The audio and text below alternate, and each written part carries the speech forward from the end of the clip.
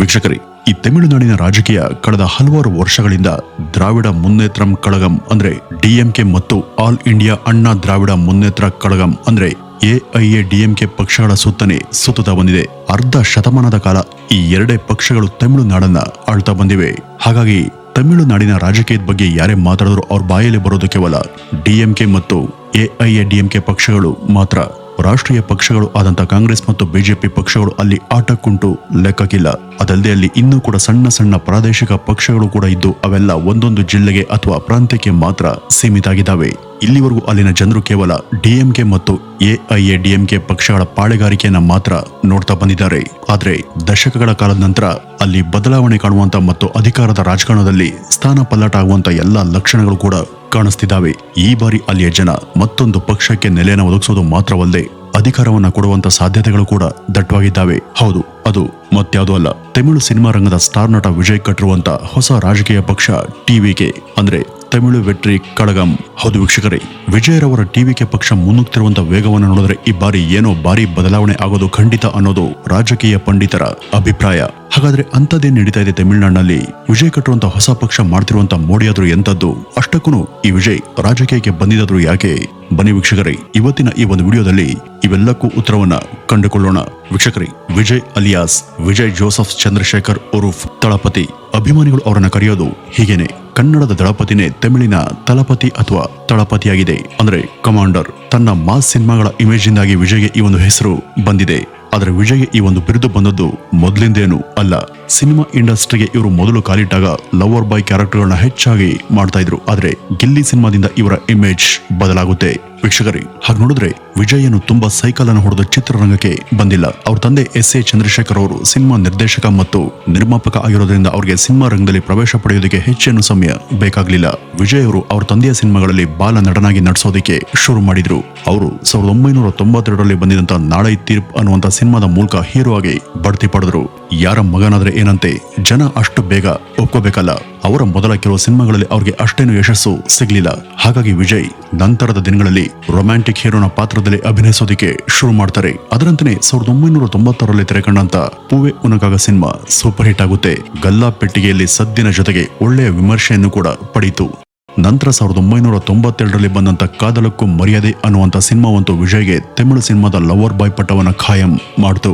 ಅಲ್ಲಿಂದಲೇ ಅವ್ರಿಗೆ ಒಂದು ದೊಡ್ಡ ನಿಜವಾದ ಫ್ಯಾನ್ ಬೇಸ್ ಹುಟ್ಟೋದಕ್ಕೆ ಶುರುವಾಗಿದ್ದು. ಬಹುಶಃ ಮುಂದೆ ಅವ್ರಿಗೆ ಜನರೊಟ್ಟಿಗೆ ಇರುವಂತ ಅಥವಾ ಸಮಾಜದಲ್ಲಿ ಏನಾದ್ರೂ ಮಾಡಬೇಕು ಅನ್ನುವಂತ ತುಡಿತ ಆಗಿನಿಂದಲೇ ಇತ್ತೋ ಏನೋ. ಹಾಗಾಗಿನೇ ಅವರು ಈ ಲವರ್ ಬಾಯ್ ಇಮೇಜ್ ಅನ್ನ ಬಿಟ್ಟು ಮಾಸ್ ಸಿನಿಮಾ ಕಡೆಗೆ ಒಲವನ್ನ ತೋರಿಸೋದಕ್ಕೆ ಶುರು ಮಾಡಿದ್ರು. ಅದಕ್ಕೆ ಓಂ ಬರ್ದದ್ದು 2003ರಲ್ಲಿ ಬಂದಂತ ತಿರುಮಲೈ ಸಿನಿಮಾ. ಆದರೆ ನಂತರ ಬಂದಂತ ಗಿಲ್ಲಿ ಸಿನಿಮಾ ಅವರ ಕರಿಯರ್ ನಲ್ಲಿ ದೊಡ್ಡ ಹಿಟ್ ಸಿನಿಮಾಗಳಲ್ಲಿ ಒಂದಾಯ್ತು. ನಂತರ ಪೋಕಿರಿ, ತುಪಾಕಿ, ಕತ್ತಿ, ಜಿಲ್ಲ ಹೀಗೆ ಒಂದೊಂದು ಸಿನಿಮಾ ಕೂಡ ಅವರ ಇಮೇಜ್ ಅನ್ನ ಬೆಳೆಸ್ತಾನೆ ಹೋದ್ವು. ಇದೆಲ್ಲದರ ಪರಿಣಾಮ ವಿಜಯ್ ಇವತ್ತು ತಮಿಳುನಾಡಿನಲ್ಲಿ ಬಹು ಬೇಡಿಕೆಯ ನಟ. ವೀಕ್ಷಕರೇ, ಈ ದೊಡ್ಡವರು ಇರ್ತಾರಲ್ಲ, ಅವರೆಲ್ಲ ಯಾವುದೇ ನಿರ್ಧಾರವನ್ನ ಆತುರವಾಗಿ ತೆಗೆದುಕೊಳ್ಳೋದಿಲ್ಲ. ಏನೇ ಮಾಡಿದ್ರು ಕೂಡ ಅದರ ಹಿಂದೆ ಒಂದು ದೊಡ್ಡ ಆಲೋಚನೆ ಇದ್ದೇ ಇರುತ್ತೆ. 10 ವರ್ಷಗಳ ಕಾಲ ಹೋಮ್ ವರ್ಕ್ ಇರುತ್ತೆ. ವಿಜಯ್ ಅವರ ವಿಷಯದಲ್ಲೂ ಕೂಡ ಇದೇ ಆಗಿದ್ದು. ಅವರೇನು ಏಕಾಏಕಿ ಇವತ್ತು ರಾಜಕೀಯಕ್ಕೆ ಬರ್ತಿಲ್ಲ. ಅದಕ್ಕಾಗಿ ಸಾಕಷ್ಟು ಲೆಕ್ಕಾಚಾರಗಳನ್ನ ಅವರು ಈ ಹಿಂದೆನೆ ಹಾಕಿದ್ರು. ಇನ್ನೊಂದು ಗಮನಿಸಬೇಕಾದಂತ ಅಂಶ ಏನಂದ್ರೆ, ಇತ್ತೀಚೆಗೆ ಅಂದ್ರೆ ಸುಮಾರು 10 ವರ್ಷಗಳ ಅವರ ಸಿನಿಮಾಗಳೆಲ್ಲ ಹೆಚ್ಚಾಗಿ ಸಾಮಾಜಿಕ ವಿಷಯಗಳನ್ನ ಒಳಗೊಂಡಿವೆ. ಅವುಗಳಲ್ಲಿ ಅವರೊಬ್ಬ ಜನರ ನಡುವಿನ ನಾಯಕನಾಗಿ ಮಿಂಚಿದ್ದಾರೆ. ಈ ಎಲ್ಲಾ ಸಿನಿಮಾಗಳನ್ನು ಕೂಡ ವಿಜಯ್ ಪ್ರಜ್ಞಾಪೂರ್ವಕವಾಗಿಯೇ ಆರಿಸ್ಕೊಳ್ತಾ ಬಂದಿದ್ದಾರೆ. ಈ ಮೂಲಕ ತಮ್ಮ ರಾಜಕೀಯ ಜೀವನಕ್ಕೆ ಭದ್ರ ಅಡಿಪಾಯವನ್ನ ಹಾಕೊಳ್ತಾನೆ ಬಂದಿದ್ದಾರೆ. ಹಾಗಾಗಿ ವಿಜಯ್ಗೆ ಜನನಾಯಕನ ಇಮೇಜ್ ಈಗಾಗಲೇ ಸಿಕ್ಕಾಗಿದೆ. ಅರೆ, ಬರೀ ಇಷ್ಟು ಮಾತ್ರ ಅಂತ ಅನ್ಕೊಂಡ್ರ? ಇಲ್ಲ, ಮೇಲೆ ಕಾಣೋದು ಮಾತ್ರ ಇಷ್ಟು. ಆದ್ರೆ ವಿಜಯ್ ಇದಕ್ಕಿಂತ ಕೂಡ ಹೆಚ್ಚು ಯೋಚನೆಯನ್ನ ಮಾಡ್ತಾ ಮತ್ತು ಅದನ್ನೆಲ್ಲ ಕಾರ್ಯರೂಪಕ್ಕೆ ತರ್ತಾ ಬಂದಿದ್ದಾರೆ. ವೀಕ್ಷಕರೇ, ಹೀರೋಗಳ ಮೇಲೆ ಅವರ ಹೆಸರಲ್ಲಿ ಅಭಿಮಾನಿ ಸಂಘಗಳು ಇದ್ದೇ ಇರ್ತವೆ. ಅದರ ಹೆಸರಲ್ಲಿ ಅಭಿಮಾನಿಗಳು ಸಾಮಾಜಿಕ ಕಾರ್ಯಗಳನ್ನ ಮಾಡ್ತಿರ್ತಾರೆ. ಆದ್ರೆ ಅವರು ಕೆಲವು ಅಭಿಮಾನಿಗಳ ಸಂಘದ ರೀತಿ ಕೇವಲ ಹುಟ್ಟು ಹಬ್ಬಕ್ಕೆ ರಕ್ತದಾನ ಮಾಡಿ ಶಿಬಿರ ಮಾಡೋದು ಮತ್ತೆ ಹಣ್ಣು ಹಂಪಲನ ಹಂಚಿ ಮುಗಿಸುವಂತ ಅಭಿಮಾನಿಗಳಲ್ಲ. ಅವರೆಲ್ಲ ನೊಂದೋರ್ಗೆ ಸಹಾಯ ಮಾಡ್ತಾ ತಮ್ಮ ನೆಚ್ಚಿನ ನಟನ ಹೆಸರನ್ನ ಬೆಳೆಸ್ತಿರ್ತಾರೆ. ವಿಜಯ್ ಮಕ್ಕಳ್ ಇಯಕಂ ಎಂಬ ಹೆಸರಲ್ಲಿ ವಿಜಯ್ಗೂ ಅಭಿಮಾನಿಗಳ ಸಂಘ ಕಳೆದ 15 ವರ್ಷಗಳಿಂದನೂ ಕೂಡ ಸಕ್ರಿಯವಾಗಿ ಕೆಲಸ ಮಾಡ್ತಿದೆ.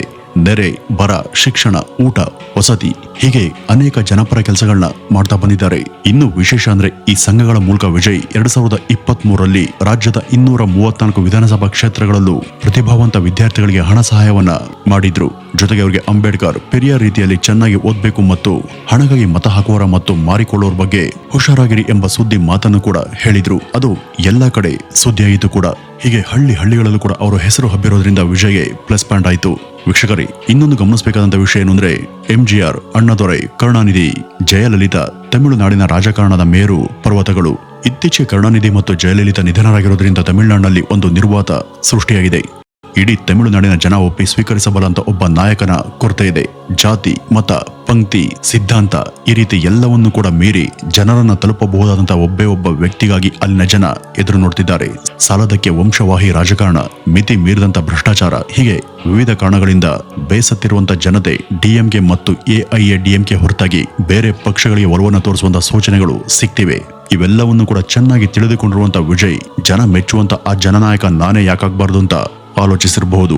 ವೀಕ್ಷಕರೇ, ದಳಪತಿ ವಿಜಯ್ ರಾಜಕೀಯಕ್ಕೆ ಬರುವುದಾಗಿ ಘೋಷಣೆ ಮಾಡಿದಾಗ ಅವರ ಬರುವಿಕೆಗಾಗಿನೇ ಕಾಯ್ತಿದ್ದಂತ ಅವರ ಅಭಿಮಾನಿಗಳ ಹರ್ಷೋದ್ಗಾರ ಮುಗಿಲನ್ನ ಮುಟ್ಟಿತ್ತು. ಅದರಂತೆ ಅವರು ಫೆಬ್ರವರಿ 2, 2024ರಂದು ಬೃಹತ್ ಸಮಾವೇಶ ಮಾಡಿ ತಮ್ಮ ಹೊಸ ಪಕ್ಷ ತಮಿಳ್ ವೆಟ್ರಿ ಕಳಗಮನ್ನ ಘೋಷಣೆ ಮಾಡಿದ್ರು. ಮೊದಲೇ ಅವರನ್ನ ಆರಾಧ್ಯ ದೈವದಂತೆ ಕಾಣ್ತಿದ್ದಂತ ಅವರ ಅಭಿಮಾನಿಗಳು ಅವರ ಹೊಸ ಪಕ್ಷದ ಘೋಷಣೆಯನ್ನ ತುಂಬ ಹೃದಯದಿಂದ ಸ್ವಾಗತ ಮಾಡಿದ್ರು, ಹುಚ್ಚೆದ್ದು ಕುಣಿದ್ರು.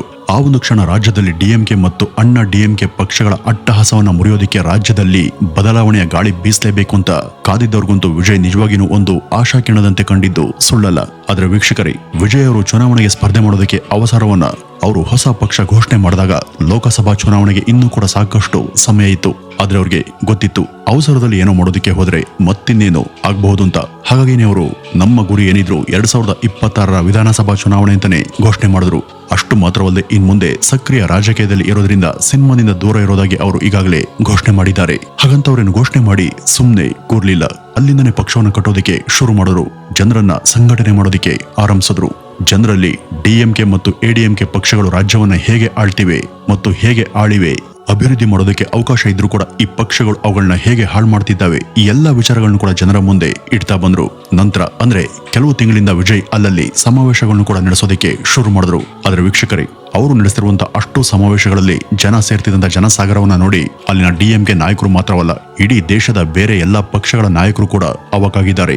ಇದೆಲ್ಲ ಸಾಲದೆಂಬಂತೆ ಅವರ ಅಭಿಮಾನಿಗಳ ಸಂಘ ಬೃಹತ್ ಕೆಲಸ ಮಾಡ್ತಿದ್ದು ಸೆಪ್ಟೆಂಬರ್ ವೇಳೆಗೆ ಸುಮಾರು 15 ಲಕ್ಷ ಜನರನ್ನ ತಮ್ಮ ರಾಜಕೀಯ ಪಕ್ಷಕ್ಕೆ ಸೇರಿಸಿಕೊಂಡಿದ್ದೇವೆ ಅಂತ ಹೇಳಿದ್ದಾರೆ.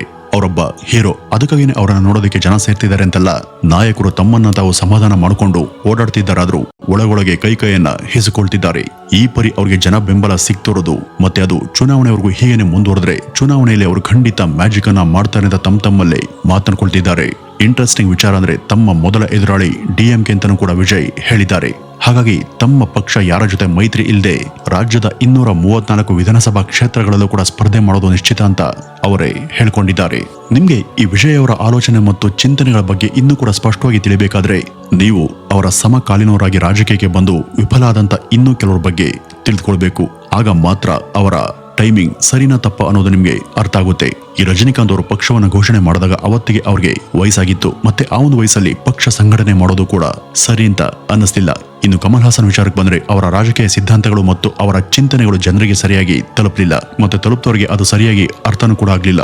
ಹಾಗಾಗಿ ಅವರು ಮಾಡದಂತ ತಪ್ಪುಗಳನ್ನ ತಾನು ಮಾಡಬಾರದು ಅಂತ ಹೆಚ್ಚು ಗಮನವನ್ನ ವಹಿಸಿದ್ದಾರೆ ಈ ವಿಜಯ್. ಅದಕ್ಕಾಗಿ ಅವರು ಟಾರ್ಗೆಟ್ ಮಾಡಿರೋದು 18ರಿಂದ 35 ವರ್ಷ ಒಳಗಿನ ಯುವ ಮತದಾರರನ್ನ. ಅವರೆಲ್ಲರೂ ತಮ್ಮ ಅಭಿಮಾನಿಯೇ ಆಗಿರ್ಬೇಕು ಅಂತ ಏನಿಲ್ಲ. DMK ಮತ್ತು AIADMK ಪಕ್ಷಗಳ ವಿರುದ್ಧ ಬೇಸತ್ತಿರುವಂತ ಮತ್ತು ಬಿಜೆಪಿಯ ಹೊರತಾಗಿ ತಮಿಳಿನ ಅಸ್ಮಿತೆ ಮತ್ತು ಸಂಸ್ಕೃತಿಯನ್ನ ಯಾವುದೇ ಹೇರಿಕೆಯಲ್ಲದೆ ಕಾಪಾಡಬಲ್ಲ ಅಂತ ಯಾವುದೇ ವ್ಯಕ್ತಿಯಾಗಿದ್ರು ಆತ ನಮ್ಮ ಮತದಾರನೇ ಅಂತ ತಿಳಿದಿದ್ದಾರೆ ಈ ವಿಜಯ್. ಜೊತೆಗೆ ಸೋಷಿಯಲ್ ಮೀಡಿಯಾವನ್ನು ಕೂಡ ಯಶಸ್ವಿಯಾಗಿ ಬಳಸಿಕೊಳ್ತಿರುವಂತ ಅವರು ಈ ಮೂಲಕ ಯುವ ಜನತೆಯನ್ನ ಹೆಚ್ಚು ತಲುಪ್ತಿದ್ದಾರೆ. ಬದಲಾವಣೆನ ಬಯಸ್ತಿರೋರಿಗೆ ಮತ್ತೆ ಶಿಕ್ಷಣ, ನಿರುದ್ಯೋಗ ಮತ್ತೆ ಆಡಳಿತದಲ್ಲಿ ಪಾರದರ್ಶಕತೆ ಅಂತ ಗಂಭೀರ ವಿಷಯಗಳ ಬಗ್ಗೆ ತಮ್ಮ ಭಾಷಣಗಳಲ್ಲಿ ಅವರು ಮಾತನಾಡ್ತಿದ್ದಾರೆ. ವೀಕ್ಷಕರೇ, ಈ ತಮಿಳುನಾಡಿನ ರಾಜಕಾರಣ ಇದೆಯಲ್ಲ, ಇದು ದೇಶದ ಇತರ ರಾಜ್ಯಗಳ ರಾಜಕಾರಣದಂತೆ ಅಲ್ಲ. ದೇಶದ ಬೇರೆ ಬೇರೆ ಕಡೆ ಹೊಂದಿಕೆಯಾಗುವಂತಹ ಸಿದ್ಧಾಂತಗಳು, ಜಾತಿ ಸಮೀಕರಣಗಳು, ಘೋಷಣೆಗಳು, ಆಶ್ವಾಸನೆಗಳು ಇದ್ಯಾವುದು ಕೂಡ ಅಲ್ಲಿ ಕೆಲಸವನ್ನ ಮಾಡೋದಿಲ್ಲ. ಅದು ವಿಜಯ್ಗೂ ಗೊತ್ತು.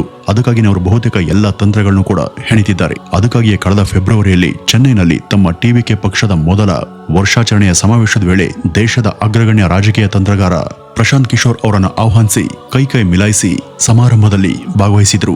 ಆದರೆ ಅದಕ್ಕೂ ಮುನ್ನ 1 ತಿಂಗಳಿಂದನೂ ಪ್ರಶಾಂತ್ ಕಿಶೋರ್ ಅವರು ವಿಜಯ್ ಅವರ ರಾಜಕೀಯ ಪಕ್ಷಕ್ಕಾಗಿ ವಿಶೇಷ ತಂತ್ರಗಳನ್ನ ಹೆಣೆದುಕೊಟ್ಟಿದ್ದಾರೆ ಅನ್ನೋದು ಈಗ ಗುಟ್ಟಾಗೇನು ಉಳಿದಿಲ್ಲ.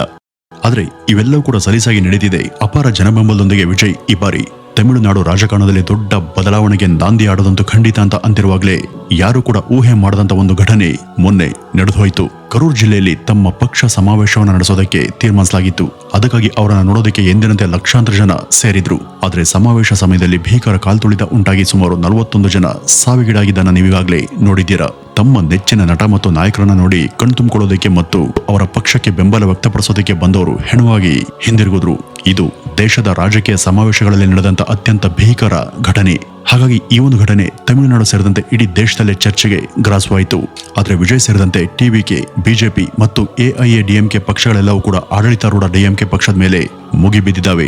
ಮೊದಲೇ ಈ ವಿಜಯ್ ರಾಜ್ಯದಲ್ಲಿ ಅತಿ ಹೆಚ್ಚು ಜನ ಫ್ಯಾನ್ ಫಾಲೋಯಿಂಗ್ ಇರುವಂತಹ ಒಬ್ಬ ಸ್ಟಾರ್ ನಟ. ಜೊತೆಗೆ ವಿಜಯ್ ಅವರ ಕಳೆದ 2 ಸಮಾವೇಶಗಳಲ್ಲೂ ಕೂಡ ಜನ ಸೇರಿದ್ದನ್ನ ಸರ್ಕಾರ ಸೇರಿದಂತೆ ಎಲ್ಲರೂ ಕೂಡ ನೋಡಿದ್ದಾರೆ.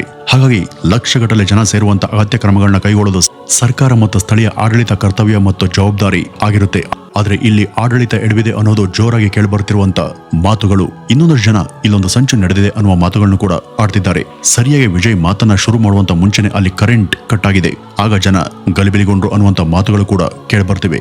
ಹಾಗಾಗಿ ಅಲ್ಲಿ ಕಾಲ್ತುಳಿತ ಉಂಟಾಯ್ತು ಅಂತಾನೂ ಕೂಡ ಹೇಳಲಾಗ್ತಿದೆ. ಆದ್ರೆ ಅದ್ಯಾವುದು ಕೂಡ ಇನ್ನೂ ಸ್ಪಷ್ಟವಾಗಿಲ್ಲ. ವಿಜಯ್ ಅವರ ಜನಪ್ರಿಯತೆ ಮತ್ತು ಅವ್ರಿಗೆ ವ್ಯಕ್ತ ಆಗ್ತಿರುವಂತ ಬೆಂಬಲವನ್ನು ಸಹಿಸದೆ ರಾಜಕೀಯ ವಿರೋಧಿಗಳು ಈ ರೀತಿ ಮಾಡಿದ್ರು ಅನ್ನುವಂತ ಗುಸುಗುಸು ಕೂಡ ಕೇಳಿಬರ್ತಿದೆ. ಆದ್ರೆ ಇವೆಲ್ಲವೂ ಕೂಡ ತನಿಖೆ ನಂತರನೇ ಹೊರಬೀಳಬೇಕಿದೆ. ಆದ್ರೆ ಅಸಲಿಗೆ ನಡೆದದು ಏನಪ್ಪಾ ಅಂದ್ರೆ ವಿಜಯ್ ಮಧ್ಯಾಹ್ನ 12ಕ್ಕೆ ಬರಬೇಕಿತ್ತು. ಆದ್ರೆ ಅವರು ಸಂಜೆ 7 ಗಂಟೆಗೆ ಬಂದ್ರು ಅಂತ ಹೇಳಲಾಗುತ್ತೆ. ಅವರನ್ನ ನೋಡೋದಕ್ಕೆ ಬೆಳಗ್ಗೆಯಿಂದನೇ ಜನರು ಕಾದಿದ್ರು. ದಾರುಣ ಸಂಗತಿ ಏನಂದ್ರೆ ಮಕ್ಕಳು ಮರಿಗಳನ್ನು ಕಟ್ಕೊಂಡು ಬಂದಿದ್ದವರೆಲ್ಲ ಅನ್ನ ನೀರು ಇಲ್ಲದೆ ಅವ್ರಿಗಾಗಿ ಕಾದು ಕೂತಿದ್ರು ಅಂತ ತಿಳಿದು ಬಂದಿದೆ. ಕಾರಣ ಸುತ್ತಲೂ ಬ್ಯಾರಿಕೇಡ್ ಮತ್ತು ಹಗ್ಗದಿಂದ ಲಾಕ್ ಮಾಡಿದ್ರಿಂದ ಜನರಿಗೆ ಮಿಸ್ಕೊಳ್ಳೋದಕ್ಕೂ ಸಾಧ್ಯ ಆಗಿರಲಿಲ್ಲ. ಆದ್ರೆ ಇಲ್ಲಿ ಗಮನಿಸಬೇಕಾದಂತ ಅಂಶ ಏನಂದ್ರೆ ಈ ಒಂದು ದುರ್ಘಟನೆ ನಡೆದ ಮೇಲೆ ವಿಜಯ್ ಹೇಗೆ ನಡೆದುಕೊಂಡ್ರು ಅನ್ನುವ ಬಗ್ಗೆ ಅನೇಕರಿಗೆ ಕೋಪ ಇದೆ. ಅವತ್ತು ಸಂಜೆನೆ ಅವರು ತಮ್ಮ ಪ್ರೈವೇಟ್ ಜೆಟ್ ನಲ್ಲಿ ಚೆನ್ನೈಗೆ ವಾಪಸ್ಸಾದ್ರು. ಕೇವಲ 1-2 ನೋವಿನ ನುಡಿಯನ್ನ ಟ್ವೀಟ್ ಮಾಡಿ ಅಷ್ಟೋ ಎಷ್ಟೋ ಹಣ ಸಹಾಯ ಮಾಡಿದ್ರೆ ಎಲ್ಲ ಮುಗ್ದೈತಾ ಅಂತ ಅವರ ಸಮಾವೇಶದಲ್ಲಿ ಭಾಗವಹಿಸಿದವರೇ ಪ್ರಶ್ನೆ ಮಾಡ್ತಿದ್ದಾರೆ. ಜೊತೆಗೆ ಇನ್ನೂ ಕೂಡ ಅನೇಕರು ವಿಜಯನನ್ನ ಬಂಧಿಸಬೇಕು ಅಂತ ಆಗ್ರಹಿಸುತ್ತಿದ್ದಾರೆ. ಈ ಬಗ್ಗೆ ಮೊನ್ನೆ ಅನೇಕರು ಕರೂರಿನ ತುಂಬಾ ಭಿತ್ತಿ ಪತ್ರಗಳನ್ನ ಅಂಟಿಸಿ ಆಕ್ರೋಶವನ್ನ ವ್ಯಕ್ತಪಡಿಸಿದ್ದಾರೆ. ಒಟ್ಟಿನಲ್ಲಿ ತಮಿಳುನಾಡು ರಾಜಕೀಯದಲ್ಲಿ ಹೊಸ ಅಧ್ಯಾಯವನ್ನು ಬರೆಯೋದಕ್ಕೆ ಹೊರಟಿರುವಂತಹ ವಿಜಯ್ಗೆ ಈ ಒಂದು ಘಟನೆ ದೊಡ್ಡ ಆಘಾತವನ್ನ ಉಂಟು ಮಾಡಿದೆ. ಅಪಾರ ಜನಬೆಂಬಲ ಪಡೆಯುವತ್ತ ಸಾಗ್ತಿದ್ದಂತ ಅವರ ರಾಜಕೀಯ ಆರಂಭದ ಪಯಣ ಇನ್ಯಾವ ಕಡೆ ಹೊರಳುತ್ತೋ ಕಾದು ನೋಡಬೇಕಿದೆ. ವೀಕ್ಷಕರೇ, ಇದಿಷ್ಟು ನಟ ವಿಜಯರವರ ಬಗ್ಗೆ ಮತ್ತು ಅವರ ರಾಜಕೀಯ ಇನ್ನಿಂಗ್ಸ್ ನ ಬಗೆಗಿನ ಒಂದಷ್ಟು ಮಾಹಿತಿ ಅಂತ ಹೇಳ್ತಾ ಇನ್ನಷ್ಟು ಇಂಟ್ರೆಸ್ಟಿಂಗ್ ವಿಚಾರಗಳೊಂದಿಗೆ ಮತ್ತೆ ನಿಮ್ಮನ್ನ ಮುಂದಿನ ವಿಡಿಯೋದಲ್ಲಿ ಭೇಟಿ ಆಗ್ತೀನಿ. ಅಲ್ಲಿವರೆಗೂ ನಮಸ್ಕಾರ.